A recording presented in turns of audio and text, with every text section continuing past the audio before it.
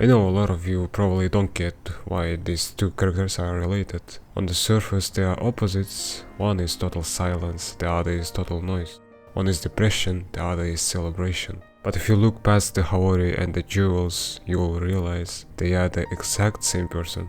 They share the same fate, they just choose two different ways to survive it. Today I'm going to explain why, and I'm going to share my own reflection on how I realized that I'm terrifyingly a mix of both. To understand them, you have to look at the transaction that bought their lives. In both stories, the character's existence is the direct result of someone else's sacrifice. Their life was bought by the death of their loved ones. Giyu's life was a direct result of Tsutoku's and Sabito's sacrifices. For Tengen, his escape from the shinobi life was bought by the death of 7 siblings. This creates the core psychological rot, the unworthiness. They both view themselves as failures or frauds, despite being Hashiras. They feel their lives is a borrowed gift, but this is where their paths split. Giyu isn't just sad he's stuck in the past. Look at his Haori. It is literally stitched together from the clothes of 2 dead people he loved the most. He is physically wrapping himself in the past every single day. He believes his life effectively ended during the final selection. He's just a ghost haunting the position of Water Hashira until someone better comes along. The result? Total stillness, silence, and active isolation.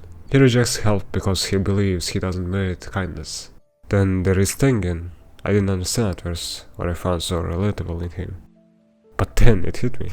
Tengen's entire personality is a giant middle finger to his past. Everything about him screams, look at me. This is the exact opposite of a shinobi. He knows his past was dark, so he decides his future must be blindingly bright. He isn't just coping, he is spitting his father and the shinobi ideology by living the loudest, most vibrant life possible. It is active rebellion. On the surface, it looks like you have to be one or another.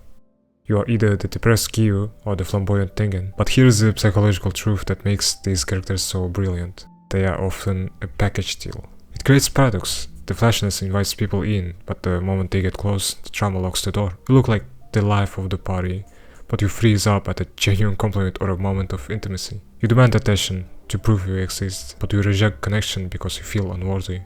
The flashiness is a shield, not a cure. That brings us to the only thing that actually separates them. It's not their personality, it's their support system. Sounds fucking poetic. So who wins? The one who freezes or the one who rebels? I think that's easily Tengen wins. And here's why. Tengen had the wisdom to accept help. His 3 wives provide the scaffolding he needs. They hold him accountable to living, not dying. They are his constant validation of that life is precious. Giyu didn't have that until Tanjiro came. Tanjiro was the only one consistent enough to annoy him into accepting affection. This is exactly the type of person needed to break down these walls. Someone who chooses you no matter what, and who is persistent enough to break through these walls. We need proof that their mindset determined their fate.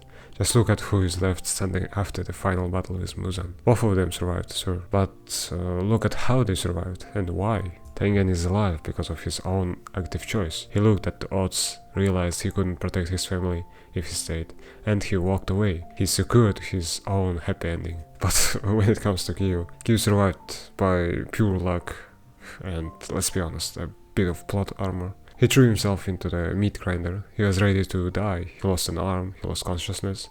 He fought with zero regret for his own future. He didn't survive because he wanted to live. He survived because the universe simply refused to kill him. But actually he wanted to die, I'm sure. And that's exactly the difference. Tengen seized his survival.